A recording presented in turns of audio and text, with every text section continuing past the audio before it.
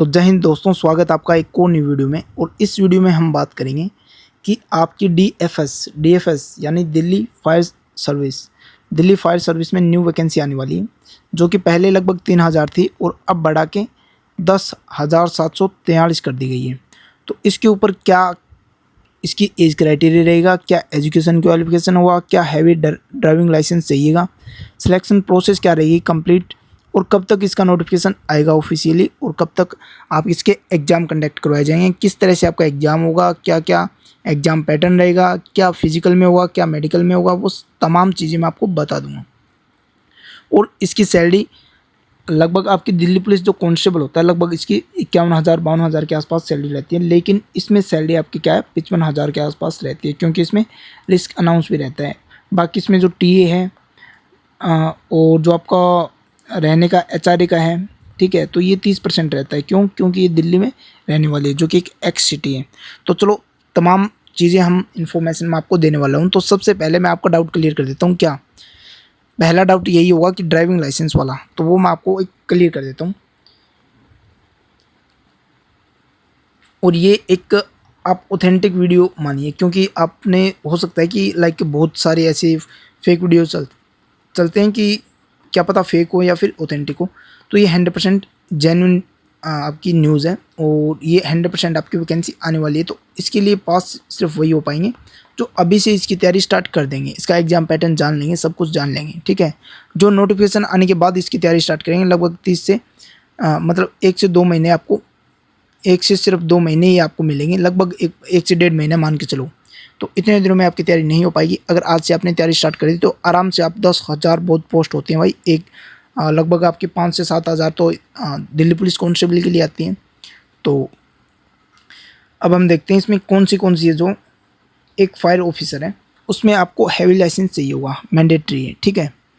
और किस में है, और इमरजेंसी रेस्क्यू में है, और MTS मल्टी टास्किंग फोर्स, इसमें क्या है कि आपका मल्टीटास्किंग स्टाफ में आपका कोई लाइसेंस नहीं चाहिए, और इसमें मात्र 10th पास अगर आप हो तो आप इसके लिए अप्लाई कर सकते हो, ठीक है। जैसे मैंने कहा था वीडियो में आपको, इंस्टाग्राम या पर जहाँ भी, जिसमें 10th एजुकेशन क्वालिफिकेशन 10th पास है या 12th पास है या फिर आपकी ग्रेजुएशन है, तो इनके लिए अलग अलग आपकी वैकेंसीज़ रहने वाली है। जैसे 10th पास के लिए 1153 वैकेंसीज आएंगी, और 10th पास हैं और हैवी लाइसेंस भी नहीं है तो आप इसके लिए अप्लाई कर सकते हैं। दूसरा, लीडिंग फायरमैन, इसमें आपके वो हैवी लाइसेंस चाहिए होगा। देखो, हैवी जो मोटर व्हीकल लाइसेंस है वो आपको चाहिए होगा, लेकिन लास्ट में सबसे पहले इसका एग्ज़ाम होगा, उसके बाद होगा आपका फिजिकल, और उसके बाद होगा आपका मेडिकल, और लास्ट में आपको क्या, document verification, DV document verification. तो DV के टाइम आपको हैवी लाइसेंस चाहिए होगा, तो बनवा लीजिएगा। जिसके पास नहीं है वो हाईली रिकमेंड मैं यही करूँगा। कम्युनिकेशन स्किल्स का होगा 10+2 का, अगर आपने PCM से कर रखी है तो ही होगा इसके लिए, ठीक है। तो इसमें भी कंपटीशन थोड़ा कम रहने वाला है। क्योंकि इसमें AWS भी कम रहने वाला है। देखो, AWTP जो पोस्ट रहती है ना दिल्ली पुलिस में, उससे भी कम रहने वाला है। क्योंकि यहाँ पर सिर्फ PCM के किए बच्चे, और PCM के हर किसी ने PCM नहीं करे, कोई आर्ट्स से हैं, कोई यहाँ पर कॉमर्स से हैं, लेकिन इसमें जिसने कॉमर्स से 12th कर रखी है, आर्ट्स से कर रखी है, साइंस बायोलॉजी किसी से भी कर रखी हो, हैवी लाइसेंस है तो वो इसके लिए अप्लाई कर सकता है। 10th पास है, MTS, वो जिसने 10th पास कर रखी है वो सारे अप्लाई कर सकते हैं। Got it. तो यहाँ पर थोड़ा कंपटीशन इस चीज़ का कम होगा जो सिर्फ PCM वाले हैं। तो हैवी लाइसेंस का आपको हो गया हो। बाकी कुछ ऐसे पद हैं जहाँ से वैकेंसी आई है वो आप देख लीजिएगा। स्टेशन ऑफिसर कौन सा होता है, जो SHO का होता है ना, इंस्पेक्टर, उसके लेवल की जो पोस्ट रहेगी, लेकिन इसमें ग्रेजुएशन चाहिए होगी, आपको पहले ही बता देता हूँ। अगर आपके पास ग्रेजुएशन है तो ही आप इसके लिए अप्लाई कर सकते हैं। नेक्स्ट है सब ऑफिसर, जो SO होते हैं आपके SI के रैंक के बराबर, ठीक है। इसकी 294 पोस्ट हैं, और लीडिंग फायरमैन 776, और बाकी आप देख सकते हैं फायर ऑपरेटर की इतनी ज़्यादा पोस्ट हैं, और बाकी सारी पोस्ट आप देख सकते हैं, ये वैकेंट पोस्ट है आपकी। Got it. अब मैं आपको बता देता हूँ, एजुकेशन क्वालिफिकेशन आपका हो गया। अब सबसे पहले देख लेते हैं आपका ड्राइविंग लाइसेंस, मैंने बता दिया कब बनाना है कब नहीं बनाना।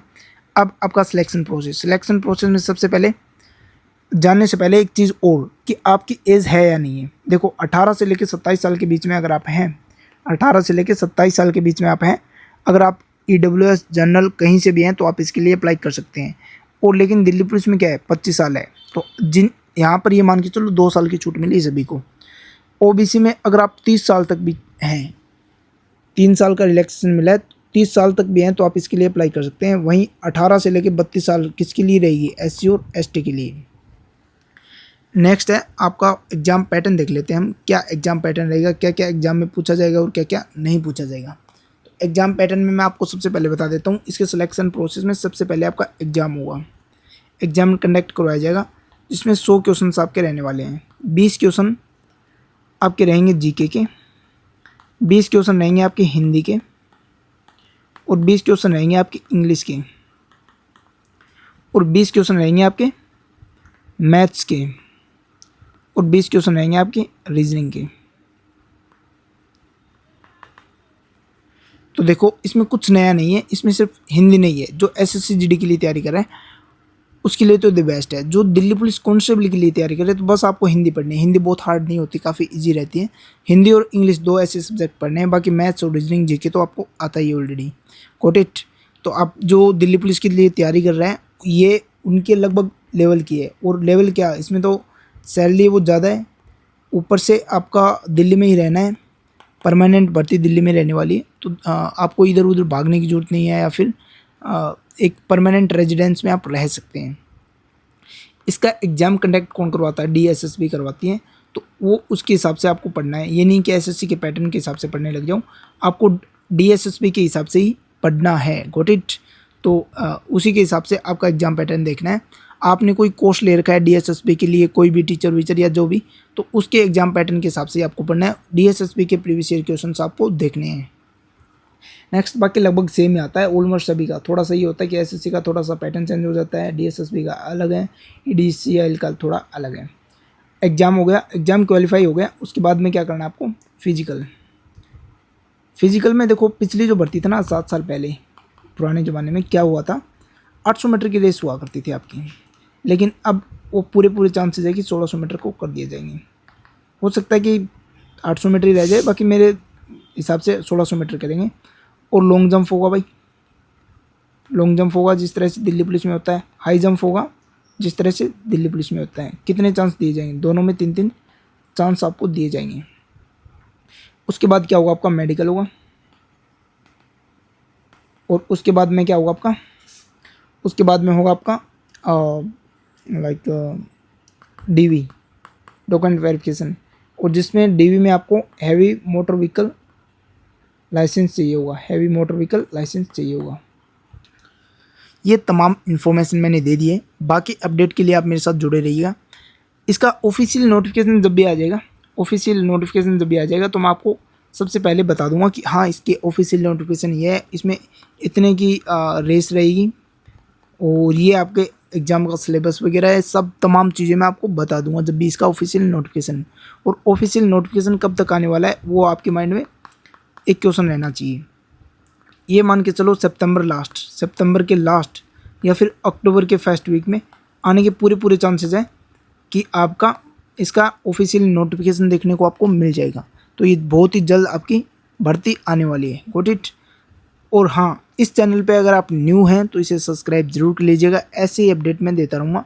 बाकी अगर आपको कोई भी डाउट है तो आप कमेंट बॉक्स में पूछ सकते हैं। धन्यवाद। और हाँ, इस वीडियो को लाइक ज़रूर कर देना, क्योंकि ड्यूटी देने के बाद मेरे को जितना भी समय मिलता है मैं कोशिश करता हूँ कि आपको इन्फॉर्मेशन दे दूँ। धन्यवाद।